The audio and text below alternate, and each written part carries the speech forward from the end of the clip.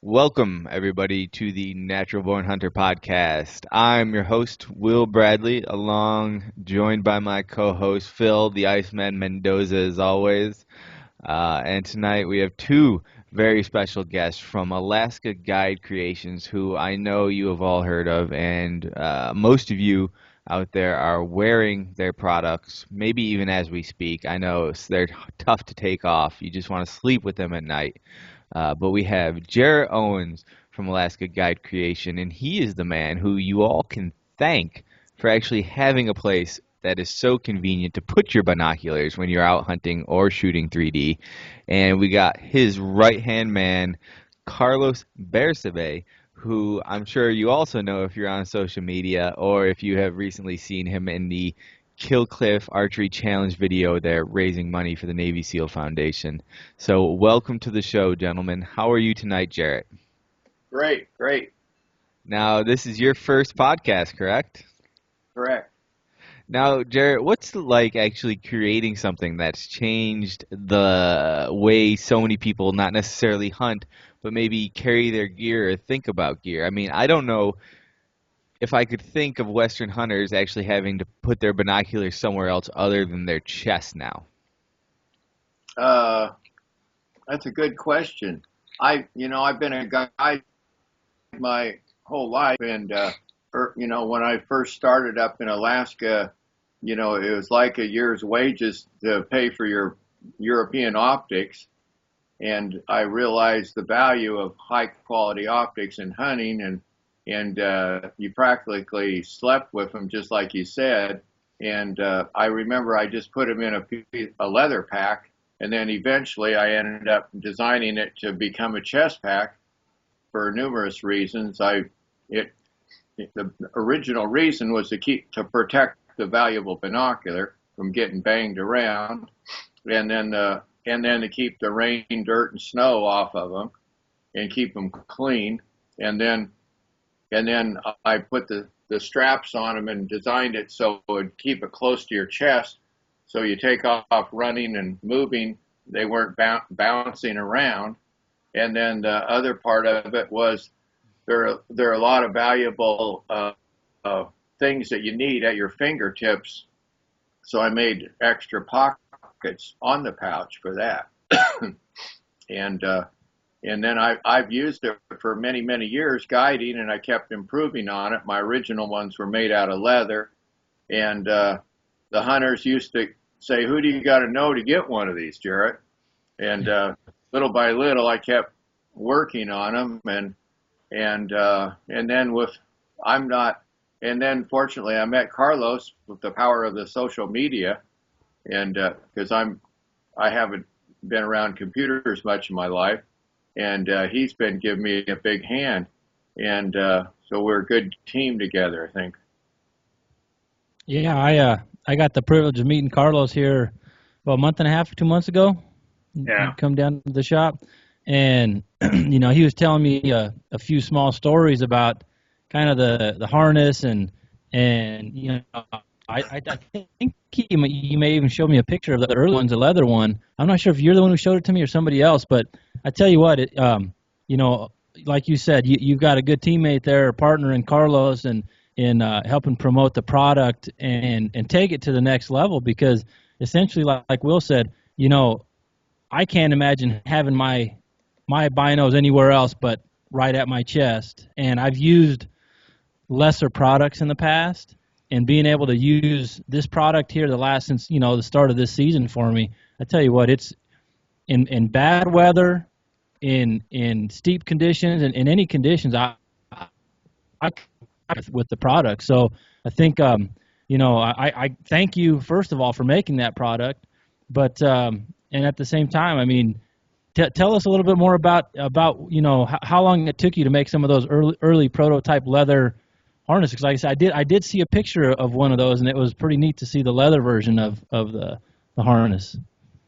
Um, Gosh, well, the first ones were a little more primitive, like everything, they were just leather.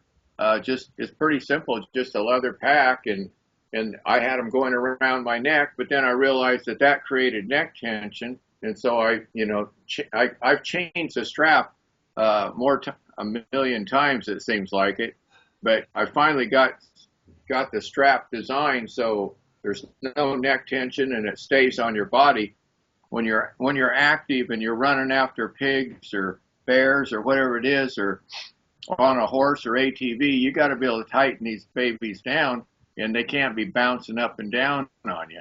I just finished a pig eradication with the Kiwis on Santa Cruz Island, and I wore my pack for 2 years. But you're up, in and out of the helicopter, chasing dogs, stabbing pigs all day, and you got to be moving fast, and your gear's got to be right. There's no time for problems of gear. Yeah.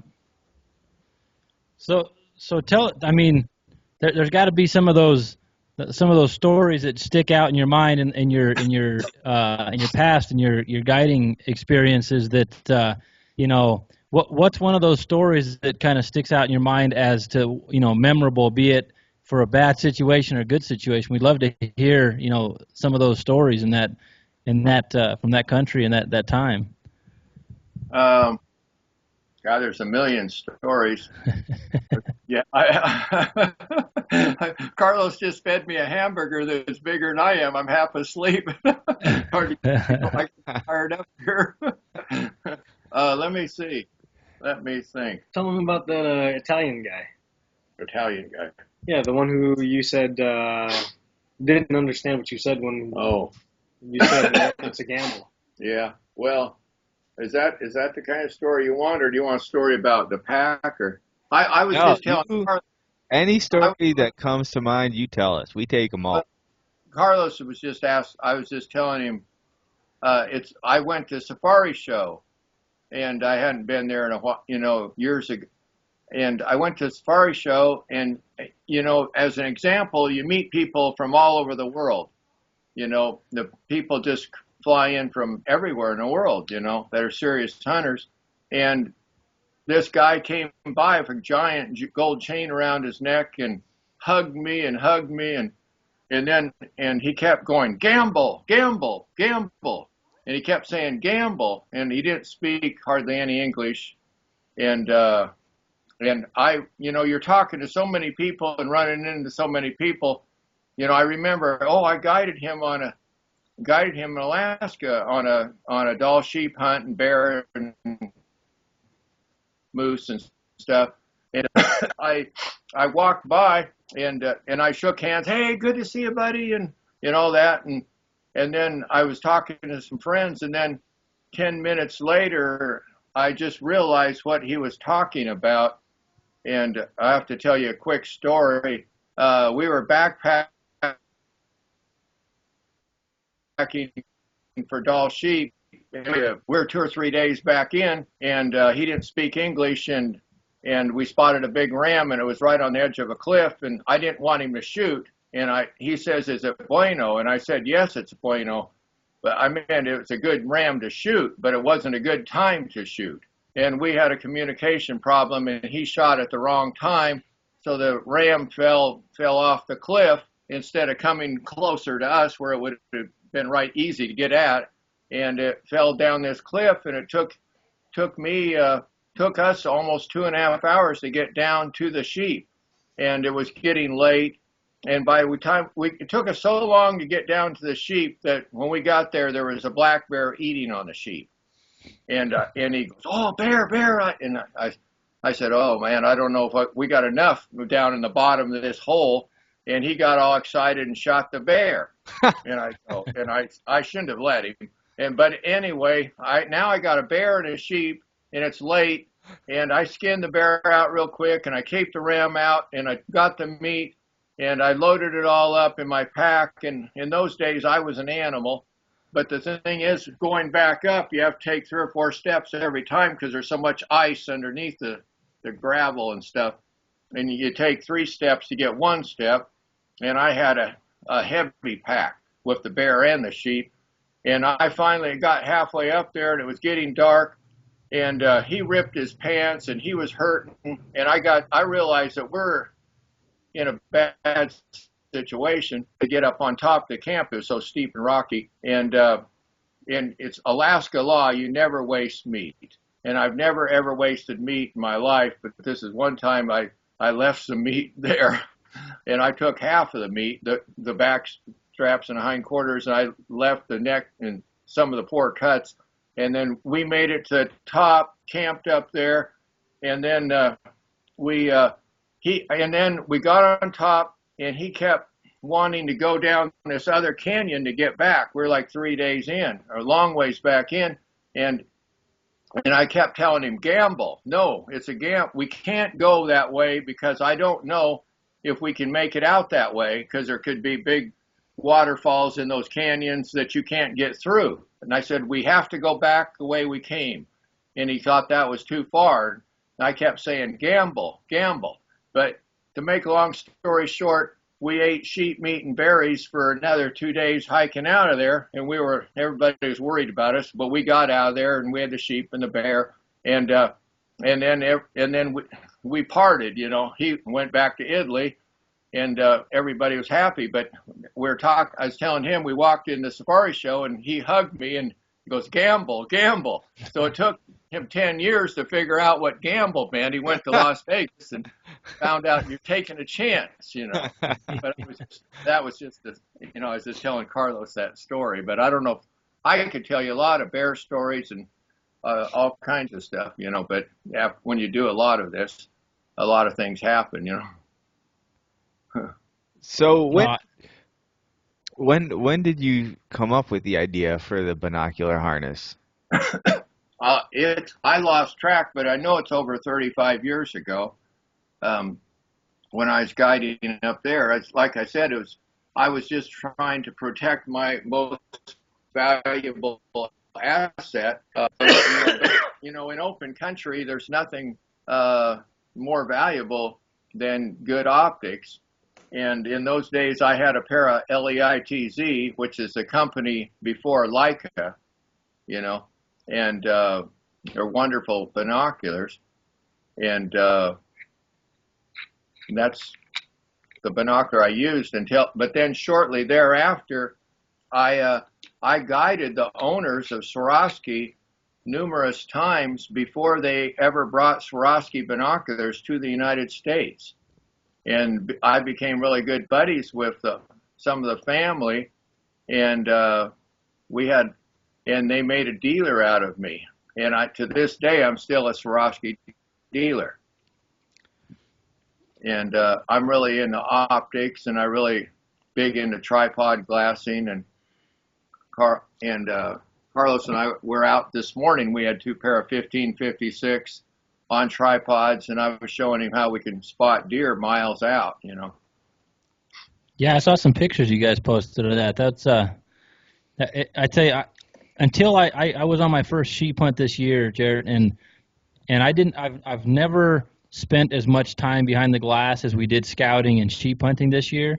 And I tell you, it's very, very evident how much better a good set of glass on a tripod is for glassing that country. I mean, it's just mind-blowing because, you know, I freehand binoculars and then I'd use a spotting scope usually. Well, when I went to the tripod with the binos, it was so much easier on my eyes, and it was you know, you got the bigger field of view, and it's the way to go, my opinion. No, it's like trying to read a book driving down a bumpy road, the way the average person's glassing, and the tripod, you get a heartbeat and your breathing and everything else, and I can take a very economical binocular. I could take a Vortex binocular and outglass a Swarovski if I put it on a tripod. But I can put a Swarovski on a tripod, and I can see the unseen. I can find one deer's ear at 1,400 yards in the brush with a 1556 with that new high definition glass, and the clarity and the resolution is just, it's unbelievable what you can find. Yeah, Aaron had a pair of Aaron Snyder went with me on my sheep hunt. He had a pair of 15 Swarovskis that he was using, and also a 12. I mean, we had more optics than we needed to carry. Trust me, we were hiking around extra weight that we didn't need to, but it was very nice when it came down to sitting down and getting behind the glass. It just, like you said, it's worth its weight in gold up there in that terrain in those situations. No, but oh, go ahead. No, yeah. So I was just elaborating on that, but yeah. I mean, what other thoughts do you have as far as on the optics side? I see you guys were doing some testing and stuff, but I mean, is it really just kind of checking out the new gear and evaluating the new optics, or do you think it's that much better from last year's and the year before's models? Well, I started tripod. The biggest edge I've had in guiding has been tripod glassing. Now it's getting more popular, but I was tripod glassing 30 years ago with the 1556 Zeiss, and they're good binoculars, but they're much heavier and cumbersome. And then about 17 years ago, Swarovski came out with the 1556. And that was my claim to fame in Alaska. I just kicked butt. And we get sound? Yeah. Okay. Yeah. And then, anyway, I just found so much game in Alaska. I used to get myself in trouble. And I learned the secret was, I learned the hard way that you had to know when not to go after a bear or when not to go after a moose or bear or whatever it was. Didn't matter how big it was. There's a time to let some of them animals go, because that air is so clean up there. And you look, and you're young and gung-ho, and you see that big grizzly, and you get all fired up, and you walk for 6 hours and realize that it's still 6 hours out. You better start learning how to judge your time. And but that's some of the tricks I learned, and some things I learned the hard way. But I would find wolves sleeping in the alders 2 miles out, and ptarmigan walking around 2 or 3 miles out. It's just that good glass is incredible. But it's the majority of the Alaskan guides, they sit up there with their 1042s and their spotting scope, and they do well. But I go up there with this 1556, and they didn't have a chance, and you can make a lot of people jealous. One of the things that Jarrett's been showing me with all the pictures that we've been putting out, it's not really gear testing so much as he's imparting his knowledge on tripod glassing, on optics to me, because that's the other side of the house of AGC, is just kind of like what Jarrett said. He's an optics dealer. So a lot of what you see isn't necessarily gear testing, because Jarrett's already tested it. He's just making sure that I know what I'm talking about before I get my butt in a sling trying to talk out of my butthole on optics when I don't know nothing about it. No, and that's it, man. Like you got a very valuable knowledge source there willing to work with you, and that's what the outdoor industry really needs to appreciate and value the knowledge and the experience that guys like Jarrett have, because living it and being a part of it for years. I mean, that's the real deal. The experts that come out now and write these articles, that some of these guys may have been hunting for 4 or 5 years is all, and they want to write an article as an expert.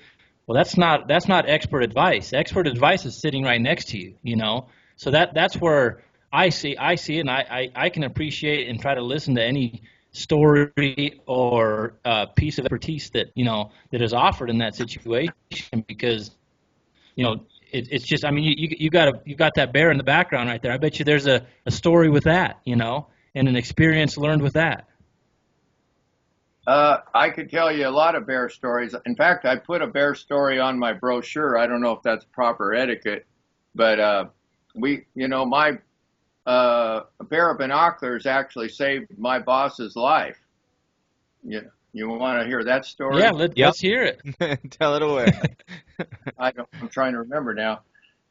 This was approximately 1982, and I was guiding for Steve Black on the Alaska Peninsula on the Pacific side, and my friend Jim Rockstead who's a really close friend of mine. We've hunted all over the country, and he's hunted all over the world, came up. And, you got your friends up there, and you're glassing twice as hard but you can only hunt so hard no matter who's hunting with you. You want to do your best. And after 6 days, we seen this huge 10-foot brown bear going across the snow up high. Normally, nobody would go after a bear that high and that far, but we were just a little gung-ho, and we took off after that bear, and we followed it, and the snow was so icy, he was hanging on with his claws. We couldn't even follow his tracks in places. But finally, we went into this canyon and lost him, and then we got on the other side, and I kept glassing into the alders, and I was on the other side of the canyon, and I blew on the varmint call, and he was in the brush, and he kind of stood up, and we spotted him, and he started coming down the canyon. So we were on the opposite side, and we went all the way down to the bottom of the canyon. We're on the other side of a small river, and he got to the river, and he was only about 60 yards. It was pretty close, and he was a huge 10.5-foot bear. And my buddy had a 350 BB gun, and I handed him my 375, and he was glad to take it. And he shot the bear 3 times. Then I handed him a 350 Magnum. He shot it 3 times. I loaded the 375, and the bear was down. And we were very happy. We crossed the river, went over to it, and he was down, and he was tangled up in the alders. And you got a 1,000-pound plus bear, and so you kind of roll one part at a time, trying to get him out. And there's about a foot of snow on the ground, and got him out. And we're getting ready to take some pictures, and then we got a big job because it's going to get dark in about 3 hours, and we got to skin this bugger out 3 or 4 hours. But it doesn't get dark in the spring. This was a spring hunt. It doesn't get dark till almost 11:30 midnight, And anyway, we just got it out, and I heard some kind of a whistle. And Jim, that's a parka squirrel. I said, Jim, there's no squirrels with a foot of snow on the ground, and he said, oh, okay. And I said, I felt something was wrong. And I said, get your binoculars out. And I heard it again. And the river was running, so it's hard to tell where the sound was coming from. And we started glassing very high up in the peaks and the glaciers. And Jim says, I think I see a bear. And I looked, and I go, no, that's a guy. And it was a guy crawling in the snow up there. And he was crawling in the snow, and I go, I don't know what's going on. And so anyway, I said, Jim, it's an hour up there at least or more. I said, I got to get this bear skinned out, or there's so much body heat in a bear that big, the hair will slip, and the trophy would spoil. I said, I got to get this thing skinned out. I got a job. I said, start hiking up there and look through your binoculars and get closer. Try to see what's going on. Somebody's having a problem up there because this guy's crawling in the snow, And I thought somebody came in on a boat and crashed their boat and was hiking across the mountain range or got hurt. I have no idea what happened. But so anyway, Jim hiked up there. And then I started skinning on the bear, and then he motioned to me after he got up there closer that it was to get up there and help him. So I left the bear and climbed up there, and we climbed up, and this was a terrible deal. What had happened is my boss, Steve Black, and another guy named Terry, they were flying the Super Cub around looking for me to see if I needed any help. 3 months before this, I went off a cliff and broke my back. So I was just coming out of that. And anyway, they were flying around looking for us up in those high peaks, and their plane crashed up there. And it's a sad deal, but Terry was killed, and Steve climbed out of the plane, and his leg was broken 3 places, and his back, and he was all beat up. And he tied a splint on his leg, and was in a camouflage jacket and was crawling towards the canyon. He knew that we were in that canyon, and in that area, and it was just a miracle that we spotted him. But you can't have too good a binocular, and anyway, we got up there and found out what a catastrophe it was. It was a very sad deal, and he's twice as big as Jim and I together. And we had to be very careful dragging him down the steep mountainside because there's places that there's cliffs and we could never drag him back up and the bone was sticking out of his leg, and it was just a tough deal. And we drug him all the way down the mountain and then drug him across the river. And Steve says, "Get me in that hide, Jarrett." And he knew what to do. And anyway, he had me. I got the bear. I skinned the bear out very quickly. I left the fat on it, so there was a 200-pound hide easy. And we laid the bear out in the snow with the hair up, and then rolled him up inside the bear hide. And then Jim and I took off and hiked back to base camp, which was 3 or 4 miles back, and the tides came up, so the rivers came up, and we got soaking wet. And then we triggered off the ELT in the other airplane, and we got an Army cot and some sleeping bags and whatever we could find, and took off hiking back. And we didn't get back there till 2 o'clock in the morning. And then we put Steve inside the sleeping bags to keep him warm. And then Jim and I crawled in a sleeping bag together, and we're really not that good of buddies. But to this day, he buys big sleeping bags.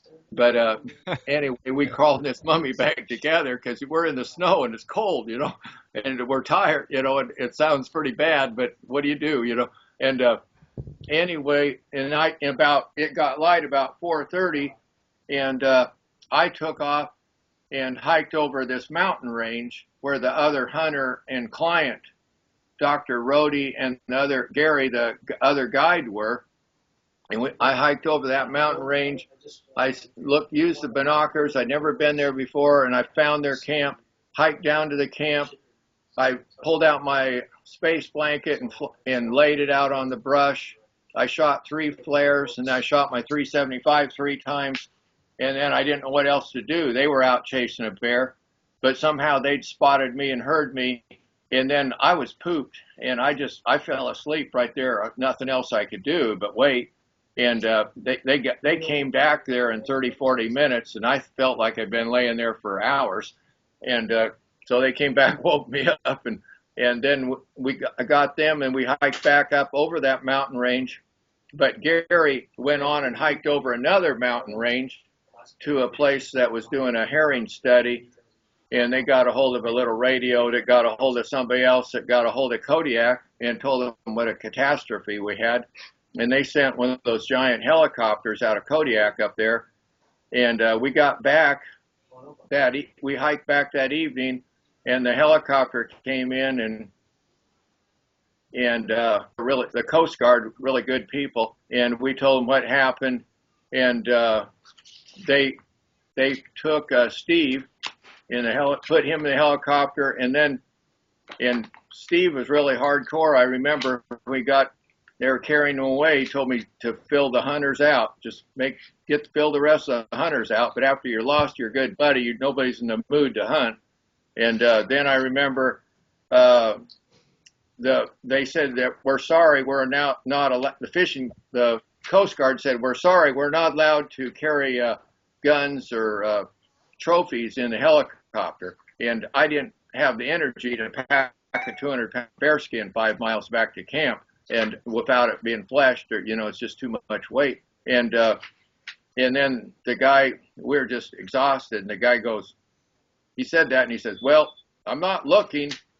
And I didn't even catch it. And then Jim says, come on, Jarrett, come on. It took 3 of us to throw that bearskin in the chopper and the guns real quick. And we jumped in 5 minutes. They had us back to camp and dumped us out. And then they took off to Kodiak or wherever they took Steve. And then flew to Anchorage to the hospital, and then they came back later, for the plane and the other guy who passed away. And but I was at the camp, and I told those guys, I said, I know everybody's really bummed out, but Steve wanted us to go look for another bear. I said, I said, Dr. Rohde, I know nobody's in the mood to hunt, but if you want, we can go out and sit on this vantage point and glass a little in the morning.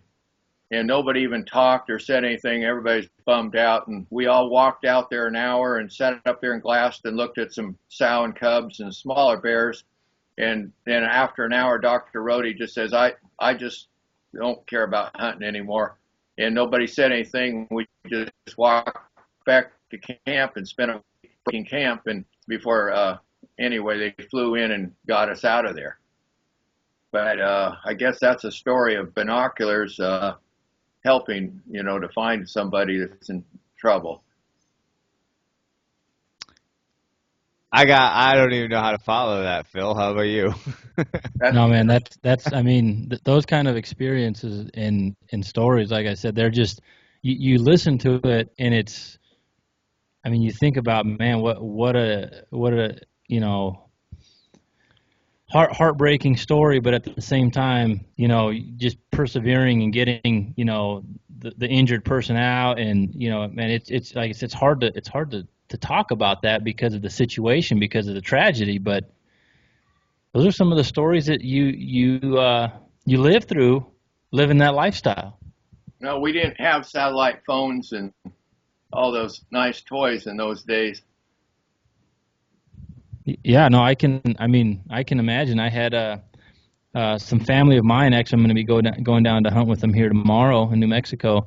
They had a situation where they had a hunter accidentally discharge a firearm and shoot one of the guides, shot him right in the hip, and it was just it was a bad deal, and you're happy that the guy, made it through and survived and everything else. But those kind of stories they're hard to believe sometimes, because it's the extreme. It's the one end of the spectrum that it's like you would never think something like that happened. Just like the plane crash and you guys luckily stumbling upon and finding him. It's just incredible stories like that.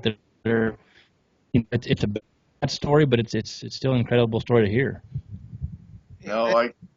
Things happen. Most of the time, there are a lot funner stories I could tell you, but it just there's just no help out there. I can tell you one more, or maybe I just thought of another. Maybe I don't want to use up all your time. You take as much time as you want. I mean, like I just now thought of a time I was guiding Peter Pulitzer. His grandfather started the Pulitzer Prize, and we've become lifelong buddies for many years. And he and I loved spearfish in the Bahamas, and he taught me how to spearfish. We've had a lot of good times diving over there, and he's an incredible diver. But he came bear hunting, and he had a stainless steel knee and the whole bit. But my guide, this was up in Iliamna River. There's some big bears up in the head of the river, but we got in that Super Cub, but we just couldn't find a way to land on this sandbar, and we flew over this sandbar. I just brought my gun, a sleeping bag, a little bit of food, and he drained most of the fuel out of the tanks, so it'd be real light, and he just took me in, and it's like, 4-day walk to get into that place, because the river is like Kirby, and we flew over that sandbar 12, 15 times, just looking at every little spot. And then he landed and bounced and banged into some brush and stuff. And then we got out and moved all the rocks and took an axe and saw and cut a lot of stuff and made a place he could land and put flagging tape out and everything. And, but you're just taking a big chance on your plane to land, but it's fabulous bear hunting there and nobody can get in there. And so he left me there, and I kept working on the strip, and he came back a couple hours later with Pete and landed him there, and it was a better landing that time. And then we put our tent up and got all ready, and Guy, the bear, he hadn't even been gone more than an hour, and a huge bear or huge sow and cubs came up grabbing salmon right right on the edge of the river, right by us. And Pete wanted to shoot that one. And he said, "That's a monster." I said, "No, it's a sow." and he said, "Okay."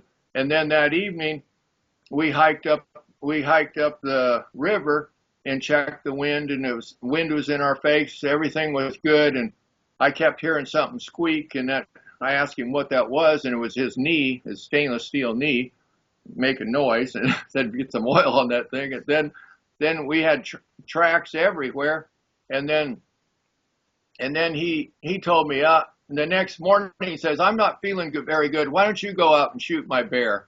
And I knew he wasn't feeling good if he wanted me to shoot his bear. And I said, "No, you're shooting it, man. And come on." And then he just said, "No, I'm not feeling good." And then he started throwing up and having a lot of pain, and he had a kidney stone. And the problem is, you get one of those kidney stones, you think you're going to die, and then later on, you're worried that you won't die. And so he was just really miserable, and there was nothing. He says, "You got to hike out and get help." And I said, "Pete, I can't hike out. It's 4 or 5 days walking out of here. And the river's like an S, and it's so thick. I don't know if I could get out of here." That's the problem. A lot of those places, you can't hike out that easy. And so I stayed with him, and he had these pain pills, and I put SOS on the sand and a few things, and but there's really not much I could do. Tried to get out on this little radio that didn't work. And fortunately, they came in a few days later and checked on us and picked us up. But he'd passed the stone, thank goodness. But we never did it. We never did get the bears. But you just don't, nothing. You just never know. But there's just no help when you have a problem. Yeah, and like you said, in that kind of remote country, it could be a situation in many cases. So obviously, you hunting quite a bit of bear and sheep, and I talk to a lot of people, and they say that sheep hunting is kind of the pinnacle of Western, style hunting in the United States or in North America. But there again, you think about the giant grizzly bears and brown bears that that people also hunt. What is your take on that situation about just what's the more exciting hunt to be on, in your opinion, between bear and sheep? I think they're both the most sought after animals.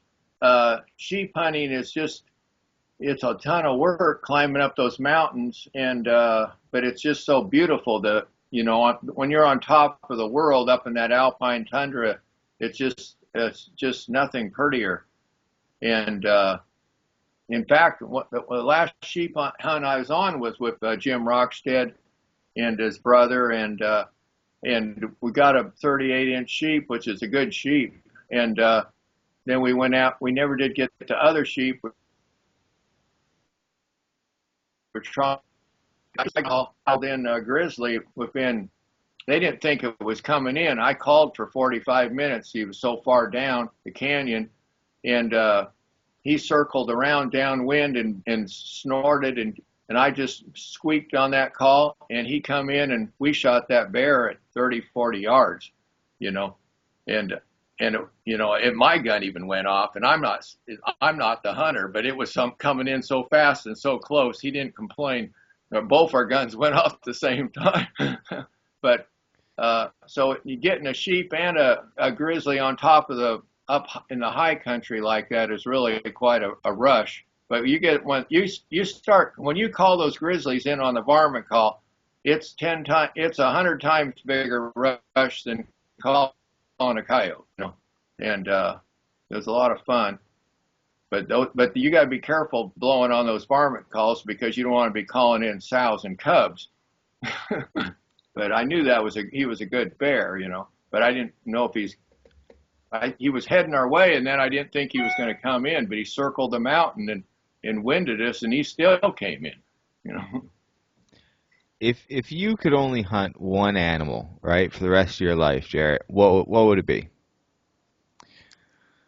Well, I've never heard that question. I mean, well, if I could only hunt one animal. Just one. I know this is gonna be a tough one Well, for you. well I can if tell. I gonna who's gonna pay for the trips? Let's just say unlimited for any of the I animals. You know. pay. Ooh, that's a good question.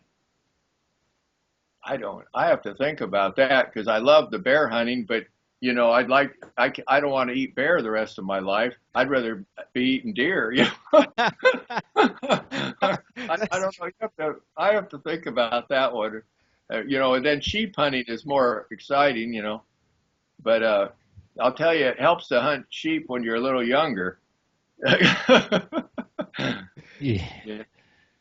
Yeah, but even your comment right there was the comment of a true hunter and conservationist, because it's not just a matter of the trophy; it's a matter of which one you want to eat, and that's I mean, one of you those can shoot topics a big that bear, and that you just don't want to shoot a big bear every.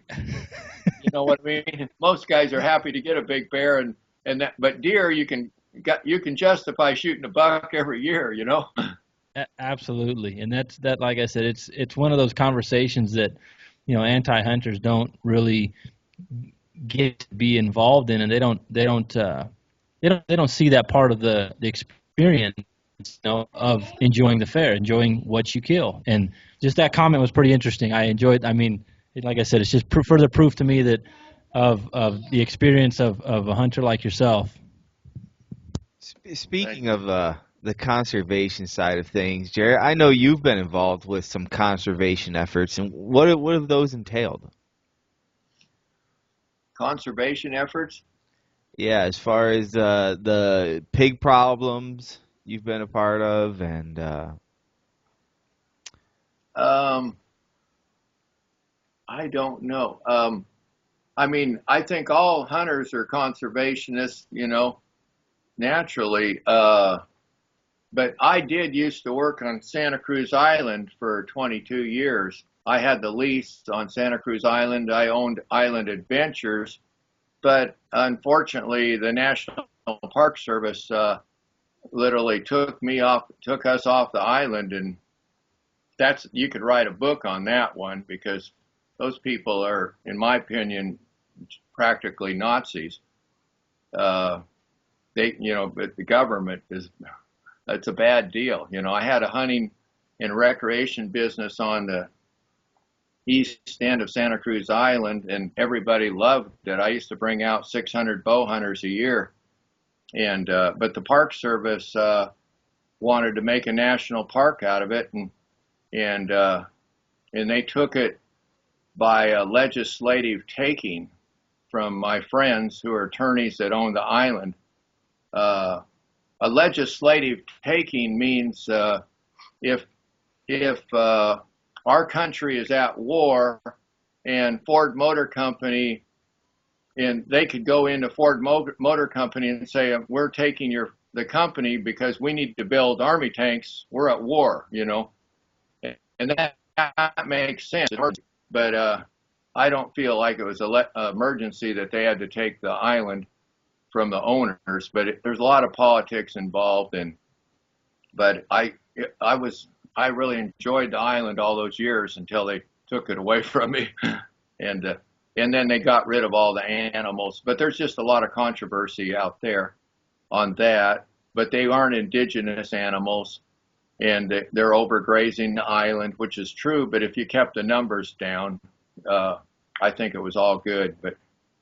But I just don't like the government coming in and taking private landowners' ranches and land. what do you think the hardest thing hunters face these days is, from non-hunters and people who may not disagree with hunting? Mm, what's the hardest thing they face?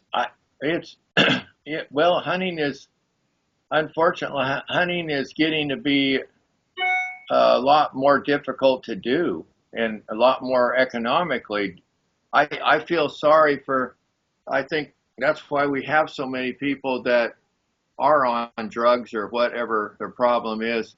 It is they grow up in a concrete jungle and they're a product of their environment. And when I grew up, I just come home from school and grab my gun and run and head for the hills and go look for rabbits or whatever, and it was no big deal. Everybody walked up in the hills and went hunting or plinking or whatever. But nowadays it's just we got so many more people, and we don't have the fishing hunting opportunities in it's just doesn't it's not a high volume game. In those days, if you bought if you wanted to go out of state hunting, it was food and gas and buy a economical license and go hunting.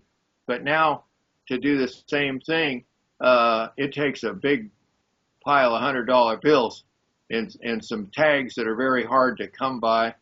And hunting has become an expensive game. And it's still available for people. And then archery, there's more opportunities. And but I can see there's less fishing and hunting licenses that are purchased here in California every year because there's less opportunities and people are losing interest, and it's more on private land, and I feel like the Forest Service doesn't manage our forest. I feel like Smokey the Bear is the worst thing that ever happened to California and other states, because we live in the Chaparral area here, and it's fire climax vegetation, and it needs to burn. And wherever you get a fire, it's just loaded with beautiful flowers and young shoots, and the deer and the fish and everything become very abundant. But when you get 40-year-old brush, it's just decadent. There's no feed, there's no animals, and it's just a big fire hazard. Takes off like a bomb when you do get a fire. And the Indians used to burn it, and the settlers used to burn it and manage it, and they had cattle and everything. And we got so much politics, and the Forest Service will not control burn, and I feel like they're not a good steward of our forest, and they've ruined it. And so it's discouraging to me. We have a very similar problem here in the Adirondacks, where they have designated forest preserves where they won't allow any logging to happen. And we don't have the fires, but what you have, and hunters are recording it, and there's less and less hunting going on in these areas, is because the deer in wildlife can't go in and find any, low-lying feed anymore. Right. It's nothing but large trees growing up that now block all the undergrowth, and the hunting's turned terrible there. People don't go hunt. So how much, have you really helped the wildlife and environment by, not managing that? No, it's, Smokey the Bear it sounds like a good concept, but it's really just the opposite. It is, and I think sometimes people confuse letting things go natural as being, good for the environment. I think if an ice age was to start right now, we'd really be looking at how to fight Mother Nature. We wouldn't be saying, oh, let's just let everything go natural. Let the earth do what it wants. We'd be saying, no, we need to manage this. We need to manage this problem.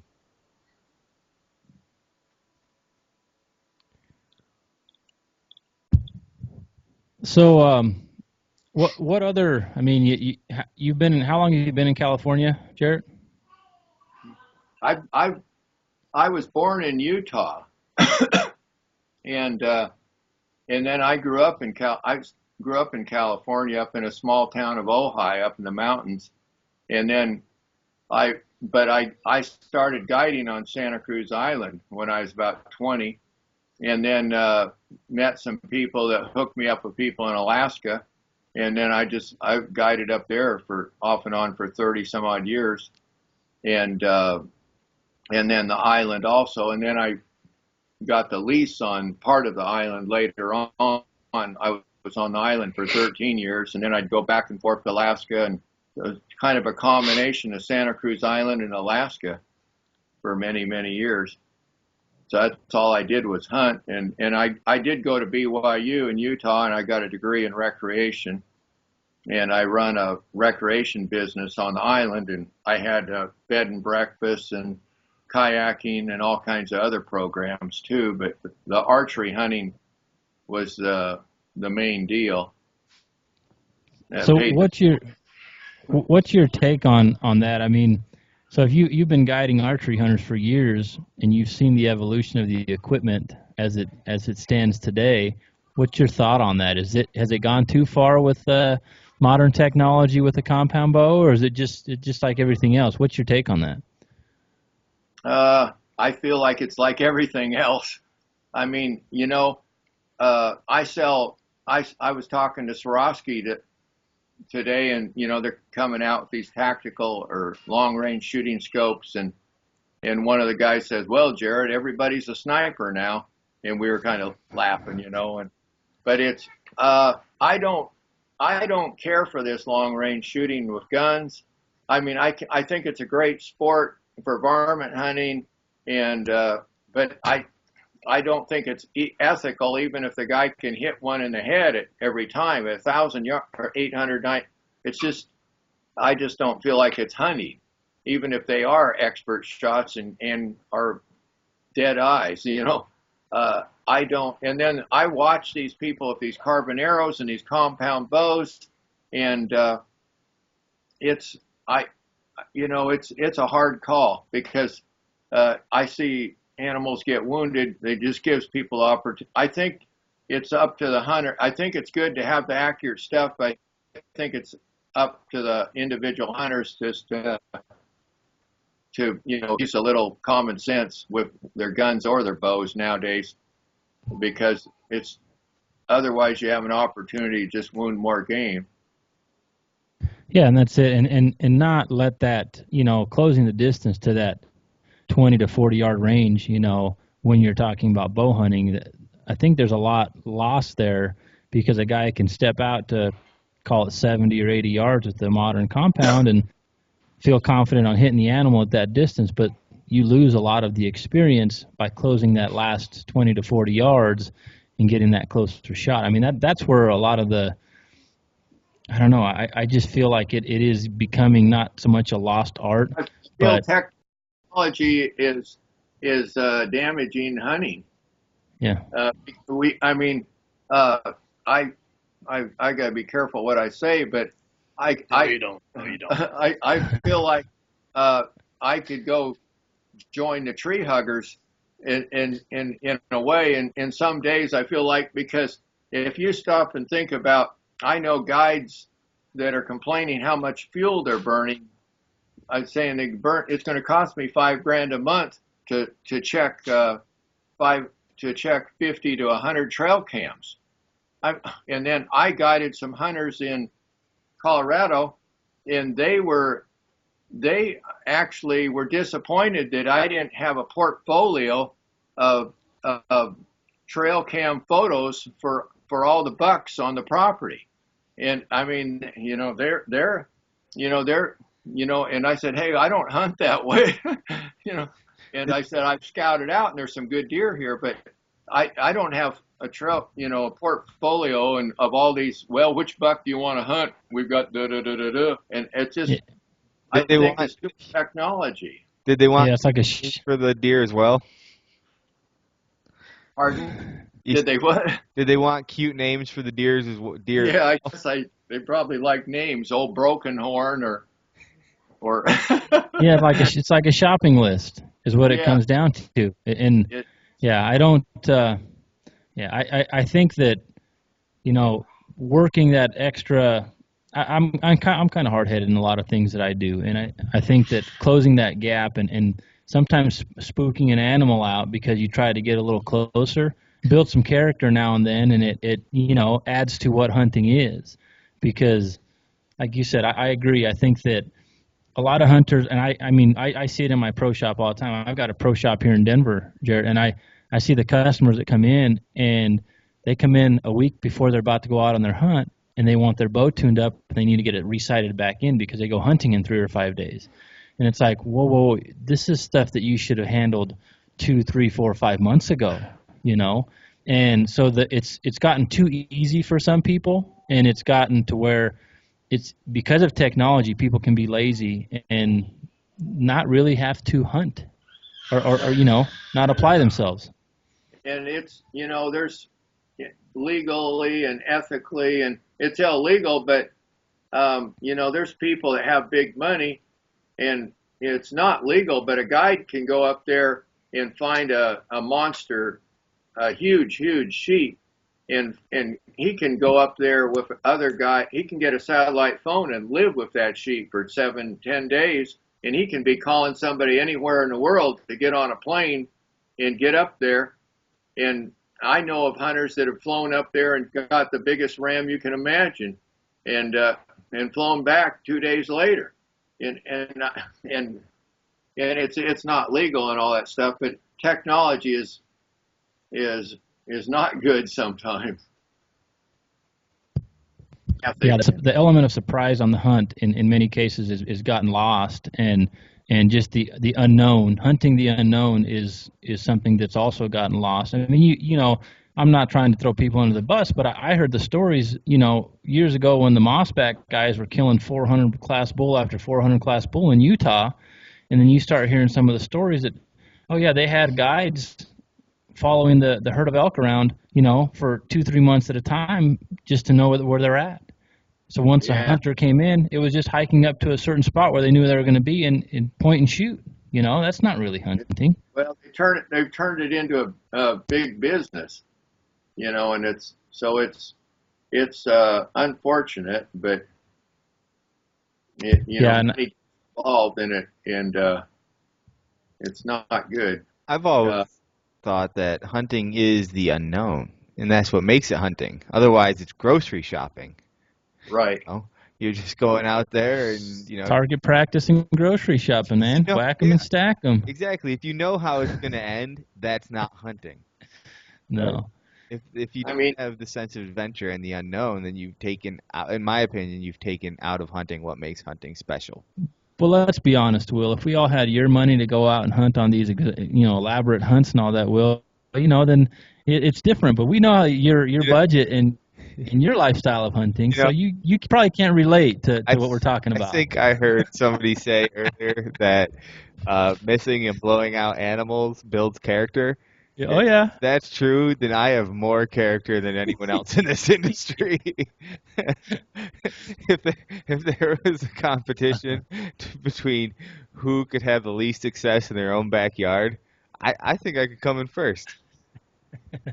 So I've got some questions. So Jared, we touched on it earlier in the call. Carlos has been working with you recently to whether it's on the social media side or marketing or what have you, and I know he's really done his part. I mean, we're planning on placing an order here soon for our shop to start selling the bino harnesses, and I know a few other people that have done the same. And compliment to Carlos. He's really seems to be earning his keep there because he's moving and he's making the phone calls and reaching out. Seems like to people to help grow the brand. So, what's your guys' vision for moving forward and how you plan on? I don't know if you plan on growing or just making things more efficient. What's your thought? I mean, where are you guys at in the company and what's your goal moving forward? That's part of the reason he's here right now. We're trying to figure that one out ourselves. Well, we've been so busy wrapping up packs, taking care of orders. We haven't had enough time to figure some of these things out ourselves yet. But we want to, climb up the mountain with it, A lot of what we're doing right now is actually trying to get a handle of where Jarrett's been in the company. That way we can set realistic goals for the company in the future. Basically, whether or not I'm being overconfident, I told Jarrett, tell me a number of how much you want to make in a year, and that's what we'll do. As far as the company goes, having a sound business plan, business model is going to be huge. budgeting, making sure that we carve out a budget for operations, R&D, marketing. All this stuff sounds very boring. So it's just one of those things to where I'm trying to, what is that quote from the other guys? I kind of told Jarrett, to quote the other guys, I'm a peacock, you got to let me fly. So it's just one of those things to where that's where we're trying to go with the company, is have constant flow of profit. And not only that, but you talked about growth, trying to get the company to do other things other than just bino harnesses, and do better stuff with our bino harnesses. Like Will over there has our ballistic green. We're trying to pick up. Actually, we're going to be doing a what you call it in a little bit. So, Will, you have one of these. Yeah. Compact. You know what I don't have though, Carlos? What? Is that really cool patch on it? We're working on the patch. Actually, that was one of the emails I was checking earlier. I was talking to our patch person. That's all. Let me show you something that that might get you excited. Well, while he's looking, I got to tell you, I looked at a video that Aaron Snyder was doing, and I started laughing. But Aaron tells it as it is. He says Jarrett's a great hunter, and he really knows how to make a pack, but he's the most miserable, worst businessman on this earth. I started laughing, but that's why I'm happy to have Carlos.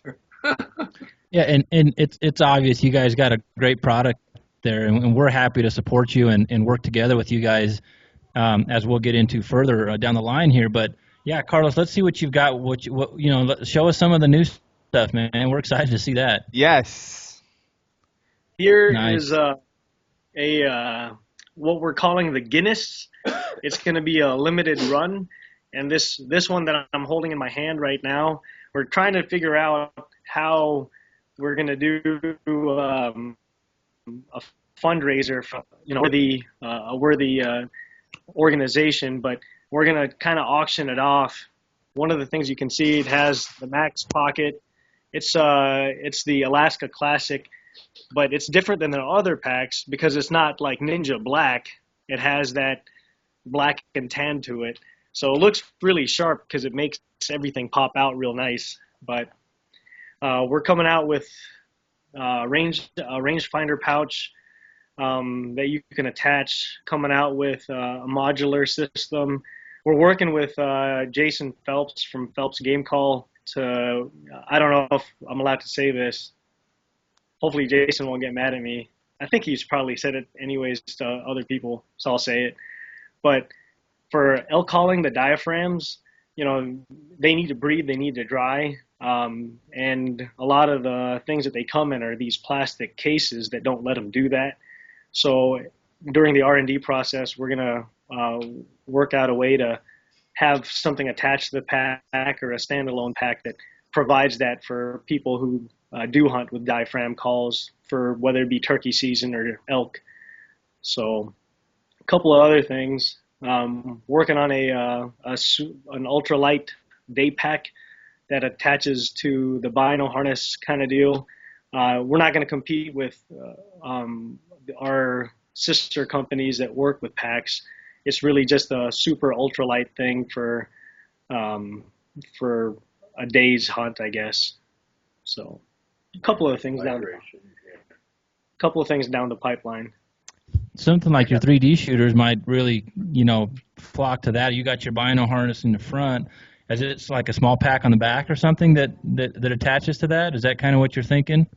Yeah, it's something that you could, it's kind of like imagine a useful camelback. Yep. It'd just be a more useful camelback that you could attach your bino harness to. Thinking about a lumbar pack in the future, everything's like pretty much, it's going to be the Alaska Guide custom creations. You have what you want, how you want it. Our Burger King version, I guess. Phil touched on something there that if you could figure out something better to replace the like 3D hip quivers and belts and the sweet seat, that would be amazing. Because the one What is thing, the sweet seat? the sweet seat is a chair a lot of tournament archers will take around with them that, it kind of folds up in a scissoring motion, and when it Oh, comes down like this, it's got a place for, yeah, yeah, only it's the dual instead of that tripod action. It's just kind of like that, oh, okay. scissors, and then it'll have like a tube for your arrows and stuff, and you can put all this stuff on it. And I'll tell you one thing, tournament archers need to do less, and that's sit down. So, Oh, so you're like a train to hunt tournament yeah, it's kind of? something you could wear at like a train to hunt 3D course. Probably wouldn't be. I don't know, what you'd do for the second day, but something, to, you know what I'm getting at here, Phil?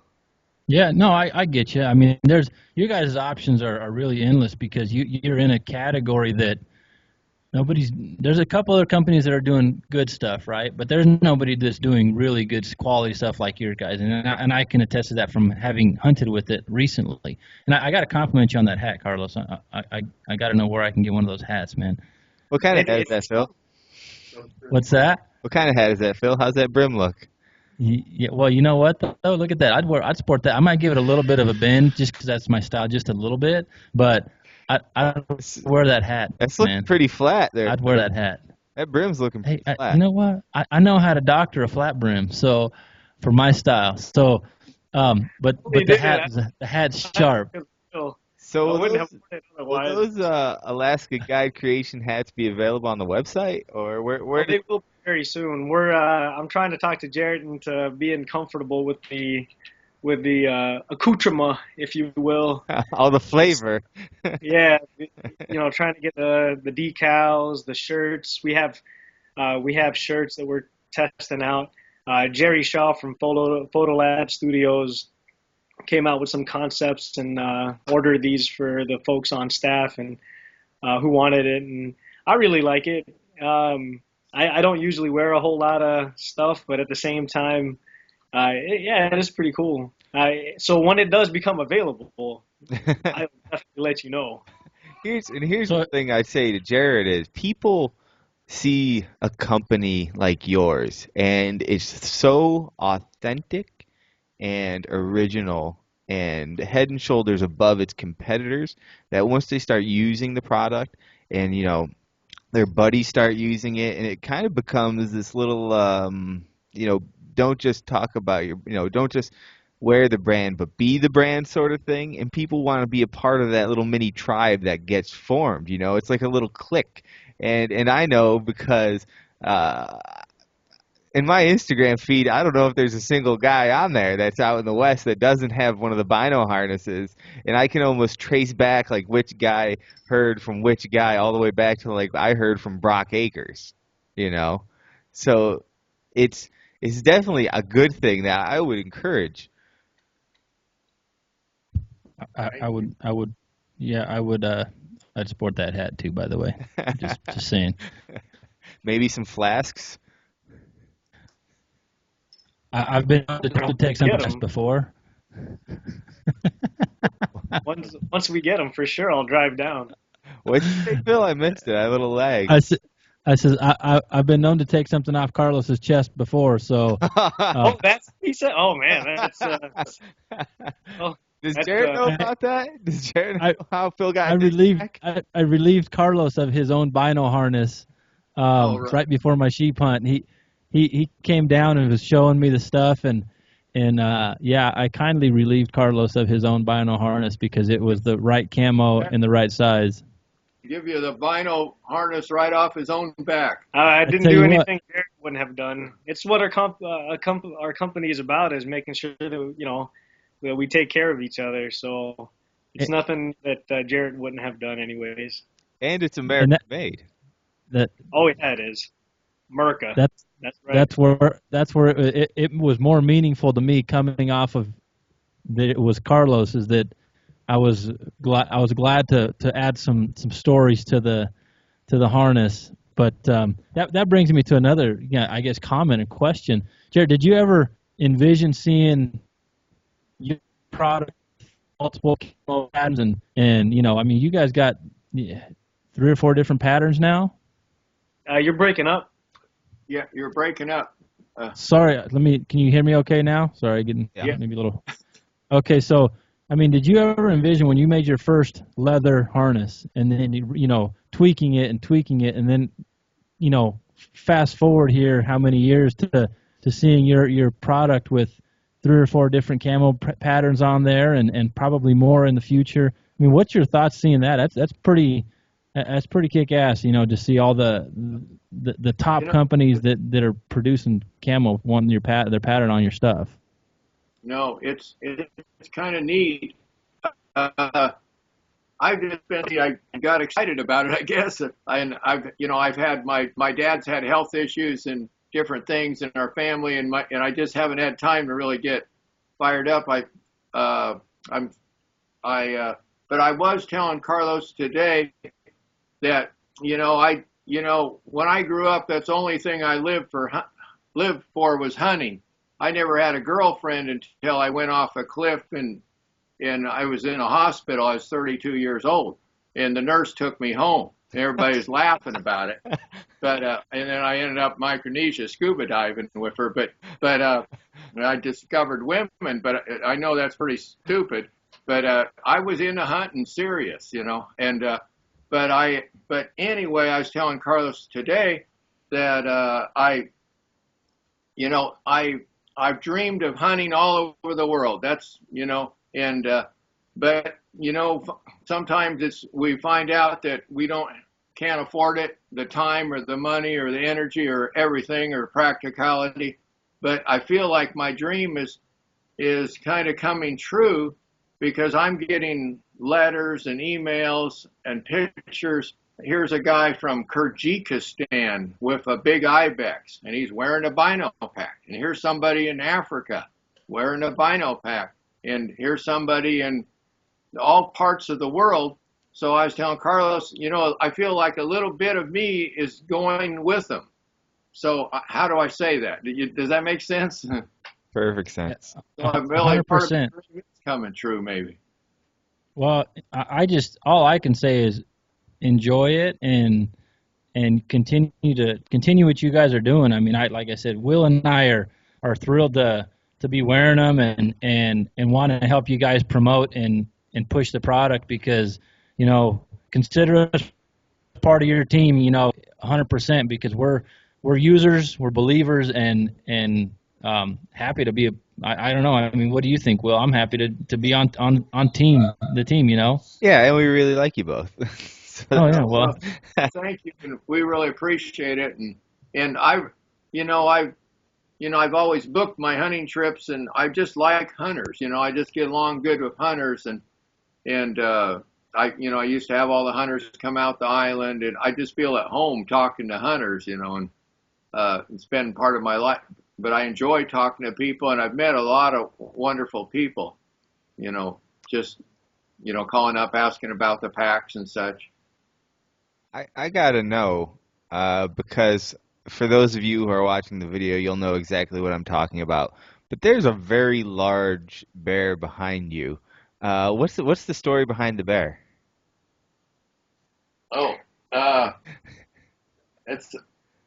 well, I shouldn't even tell you this story. I don't know if it's even legal. I'll be incriminated by. Leave just enough out, we'll say. I don't know. It's been so much time. It's illegal. No, it's legal. Well, it's I was guiding for a guide, and I brought in a lot of big bears, and I was telling Carlos, I said, Carlos went off elk hunting a week or two ago. I said, Carlos, don't go off by yourself. I said, I guided for a guy, Don Johnson, in Alaska. And when we were done, I got everybody their bears. And he says, and I said, I don't want any money, Don. I said, dump me out where there's some good bears. I want to go hunting for myself. And all the other guides couldn't wait to get that back to Anchorage to see their girlfriends or whatever. And but I never got enough hunting in. I got dumped out by myself for 7 days. And I said, that's why I was telling Carlos, I said, don't run off hunting by yourself. Go with somebody. I said, besides being safer, it's more enjoyable. I got dumped out hunting brown bear by myself, and I climbed up some canyons and I fell through the snow and underground water, and I had different dangerous little situations, but I climbed out of it. I watched a big bear kill a bunch of caribou calves in the saddle, and I climbed up 11 o'clock at night trying to get this big bear, and he was gone before I got up there. I found all the calves he'd killed and eaten, but I finally found a big bear in the alders, and I got up on him and put a bullet in him and hit him good, and he went into the alders, and it started raining on me. And I waited and waited, and then finally I said, hell with it, and went in after him. But I needed another guy, and that bear, I think he winded me and ran out the other side while I was looking for him, and I never got that bear. The only bear that ever got away was my own. And I was telling Carlos, sometimes you need some help, and it's safer, and it's more enjoyable to have somebody hunting with you. And I started to tell you another story. You tell it about that. Okay. Go on. I was avoiding what really happened on this bear. I got this guy 11 foot. I got this one guy, a bear that was 11 feet 4 inches, which was a huge bear, and everybody was so happy. And I said, I just want to go hunting, and I dropped me and my buddy off. I had another friend with me, and he dropped us off, and I looked down on the beach through the binoculars, and there was a dead walrus, and I hiked down there, and all the tracks were small. But I didn't have much time to hunt, and anyway, I watched that. I watched that and lay there, and I'd get up in the middle of the night 3 or 4 times and walk down there. And just as it was getting light, I said, "Man, I could just feel something, a chill up my spine." And I hiked down there, and there he was. And anyway, I got down. I went down there with my buddy, and he took off. He winded us, and I hit him right in the neck with the 375. He running down a black sand beach, and then we shot him a half dozen times. We wanted to make sure he was down, and then we went down there, and the tide was coming in, and we couldn't move him, and we were skinning like crazy to get him skinned out, But he was on I don't know, that's not your normal hunt, but trying to think what else to tell you about that. But that bear was 10.5 feet square. It's a big bear, Jeez, he looks huge. You get a lot of bears that size.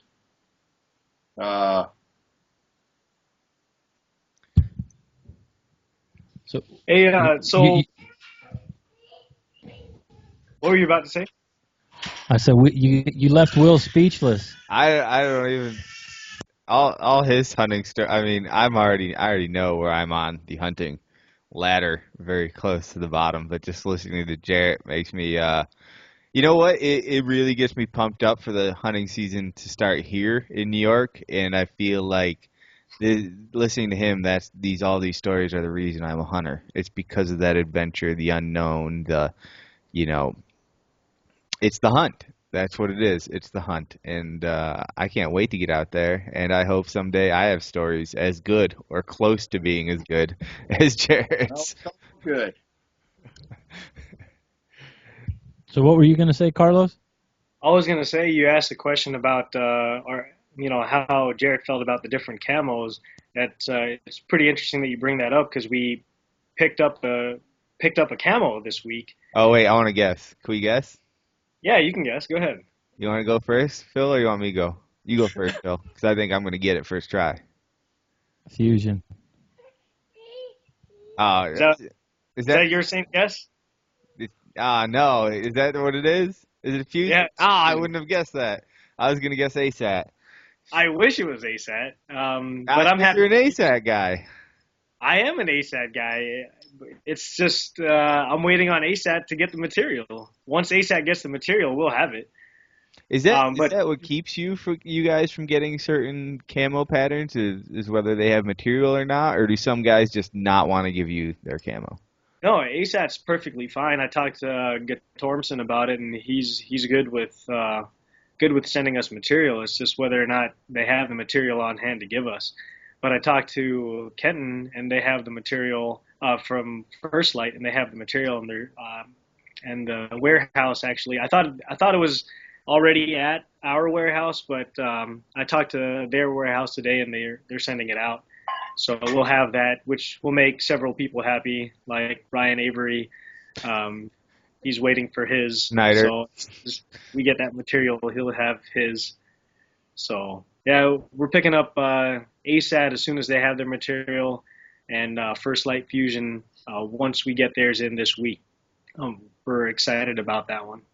What about like Sitka and QU? Are those companies you go after, or do they do their own? They make their own Bino packs, so I doubt they're going to give us theirs. Plus, they probably charge a hefty price for us using their material. Yeah, you don't need them anyways. Most of these guys, most of these other companies, I gave them my pack to start with to see if, I did everything wrong, to see if they'd be interested in selling it, and then they just knocked it off. Where was Carlos then? Yeah. I did wrong. We're getting on track. The cool thing though is, we're not, resting on our laurels. We're wanting to make the pack better, and it's tough to beat already a great design, but and we're always open to feedback. One of the things that we've been hearing a lot recently is, these little zipper pulls apparently clank on the gear sometimes, depending on what you're using and what you're wearing, because they're made of plastic.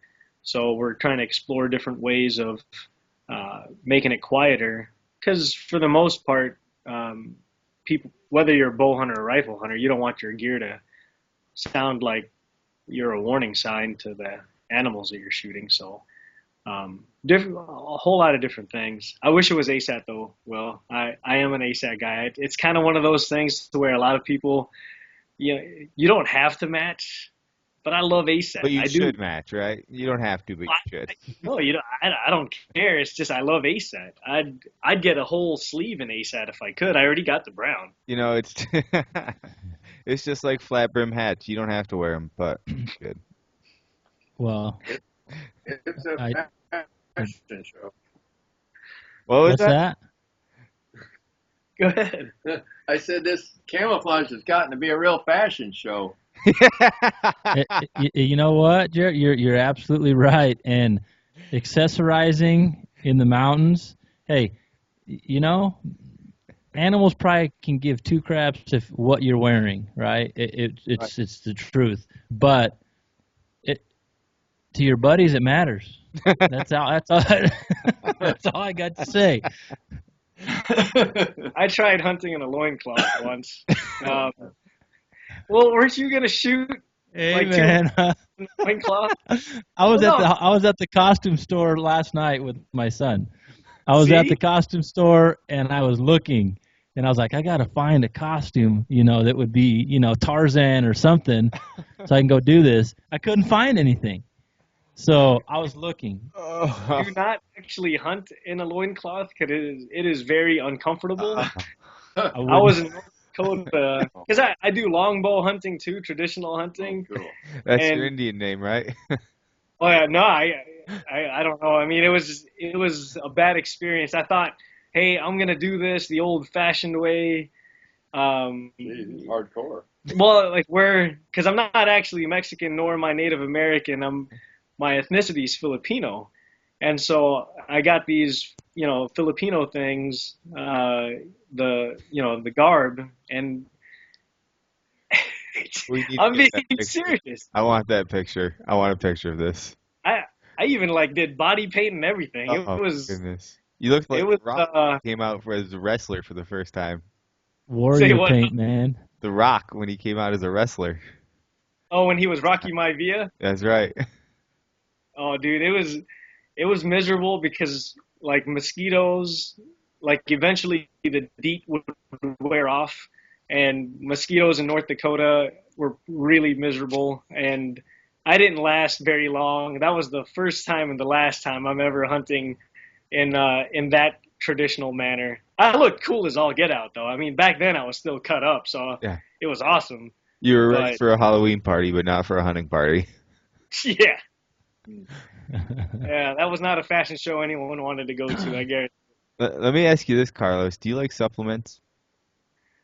You know, yeah, that's funny that you bring that up because I didn't for the longest time. I was telling my buddy Tyler McCluskey from the Wilderness Elite that supplements scare the hell out of me because you remember when Hydroxycut had that stuff in it? Ephedra. Yeah, Yeah. that was like in the late 90s, I think it was. Because I remember still being in high school, college at the time, and I remember taking that, and my heart would literally, That's how you know it's working. oh yeah, it was horrible. I thought my heart was gonna explode. So I stopped taking supplements. But recently, the hat that you're wearing, Mountain Ops, he turned me on to Mountain Ops, and I tried it out.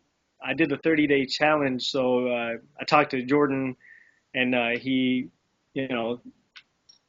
got asked if I was interested, and I was like, yeah, I'll try it out. And I'm down 10 pounds. Got 10 more to go, and then I'm going to try and do a little bit of putting on a little bit more muscle. That way the wife doesn't say that my head's too big for my body.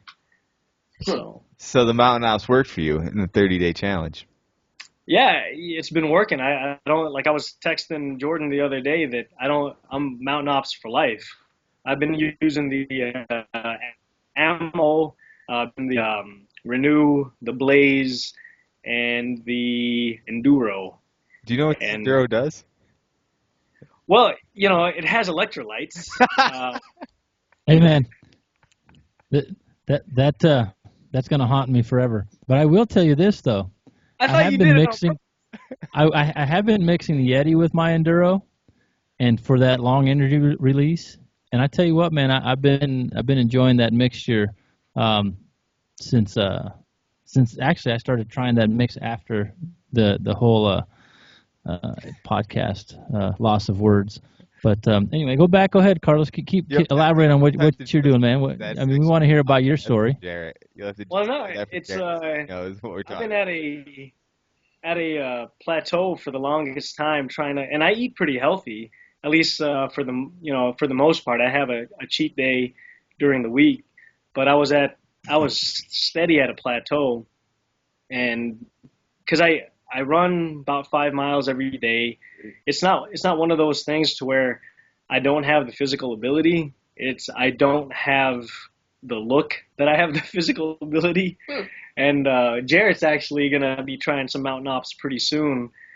He was asking about the companies that we've been partnering with and why, but I really like what Mountain Ops is about. I like their product isn't snake oil. I honestly, this is the first time that I've gotten to say it on camera because I was going to do this with Tyler, but I really thought that it was just like the placebo effect. But I've done it to where the workouts, you could just feel the difference. How like I'll do a 1.5 mile warm up before I do the calisthenics that I do, the push-ups, the pull-ups, etc. And that 1.5 miles is hardly even a warm up now, which is weird to say that, but I'll get done with that 1.5 miles and I'm like, maybe I should run another 1.5 miles. So it works. I'm pretty stoked to finish out the 30-day challenge and see where else I can conquer my unknown. And then Jarrett, he's going to try. He's probably going to try the 30-day challenge, but he's going to try the bulk up ones. I'm looking forward to all that stuff. But I've always been, you know, I feel like your body is your temple, and I've never drank or smoked or anything in my life. You know, I try to take care of those. You know, if those mountains are steep enough, you need all the help you can get. That's right. And I've packed 1 million animals out. But I'm fortunate that my knees and hips are still pretty good. I do a lot of yoga. Yoga works. I'm a fan. I'm a fan. I've recently gotten into rock climbing, and yoga's pretty big in rock climbing. Huh. I've always done yoga, you know, but anyway, it's good scenery anyway. Hey, I agree. I'm a fan. Careful, Carlos. I was drinking while he said that, so I wasn't picking up as quickly as I should have. I've been to yoga class. Yeah, I'm a student. Hey, but to touch on it again, Will, Mountain Ops and Casey and Jordan out there and their whole crew, you know, again supporting the Alaska Guide Creations and ourselves on the show. So we appreciate that. We still got the promo code rolling. Yes, that's right. NBH20. NBH20. So, you know, if say Jarrett needs, you know, 20% off all his supplements he buys at Mountain Ops, he can just use the promo code NBH20 to get 20% off. Wow. And once our website's set up, you guys will get a promo code that you guys can use for Alaska Guide Creations. Perfect. See, we're enjoying the relationship already. And that's right. And you can check out Alaska Guide Creations on Instagram. You can check them out on Facebook, or you can go ahead and check them out on their website, AlaskanGuideCreations.com. Looking sharp on that website, by the way, too. That's right. We're working on it. It's definitely a work in progress, so it's it'll get to where it needs to be. I'm pretty confident about that. It is a good looking good. It looks good, man. Well, I'm gonna go ahead and start off the closing here by just saying, Jared, we appreciate the stories, man. We'd love to have you on again and hear some more stories of your experiences, because it's like I said, it's that's what hunting camp and you know, having buddies in your inner circle of just to hear their stories and their experiences. I mean, you learn a little bit.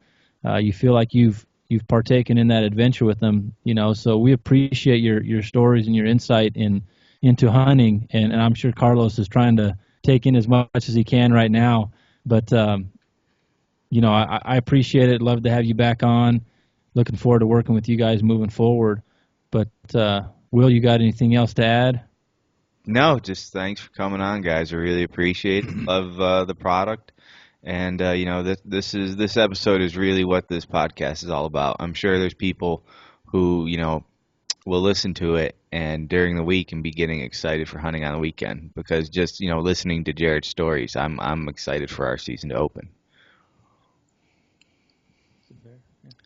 Yeah, no, that's it. And once again, you know, along with Mountain Ops, you know, like I said, you know, Jared and Carlos, you know, this is, you know, this podcast is also moving forward, going to be working together with those guys, and you're going to be able to see, we're going to get some links over to the Alaska Guide Creations page from our website, and like I said, continue to help each other build a relationship and support the brand, because it is the best stuff out there, you know, hands down. So that being said, this podcast is officially also brought to you by Alaska Guide Creations. That's right. This has just been an hour and 30-minute long commercial, and we tricked you all. That's it. That's it. Hey, Jared, you got any hunts coming up this year? Pretty soon, you're going to be able to go on, or what's your plans for the season? You know, my dad's 91 years old, and we 6 days a week we've been hiking and we go hiking and glassing, and I'm supposed to take him up to Canada here in two and a half weeks, and unfortunately I just took him to the hospital yesterday and got to have an operation. His pacemaker's infected or something, so we're just hoping for the best. So I'm just not up. Things are up in the air. And then my buddy Pete Pulitzer was supposed to be going with me, and he's 85 and had a hip replacement, and and then I've been so busy here, and then I had Leisha, this rodeo girl from Colorado, coming out to help me, and then her father got sick and had to bail, and so she had to leave, and then someone stole my truck, and I was going to go up to Alaska and do some hunting and help some people, and then here I sit. So You might want to go hunting with Carlos. Yeah, no, if you go hunting with me, you're not going to find the animal that you shot. And then we're just getting pounded. But the hunters are pounding us for pouches, so I'm trying to. And I've had more hunting than I deserve to have, I guess. But you never get enough. And so I'm not sure right now. And I really like the spearfish. That's something I enjoy almost more than hunting is underwater hunting. But we'll have to get you. We'll have to get you some more stories. Tell us more stories on that next time. But good luck if you do get out. I hope your dad gets better. And Carlos, good luck to you, man. I know you're planning on getting back after it here pretty soon as well. So looking forward to seeing some pictures and chatting with you guys again. So I'm gonna have to check out. And Will, as always, it was a pleasure. All right, ladies and gentlemen, this has been the Natural Born Hunter podcast. And if you've learned anything from this episode, it is if you have a dream or an idea or something you want to create, don't let anything stop you. And no matter how long it takes, you keep going after it. So wake up, chase your dreams, repeat.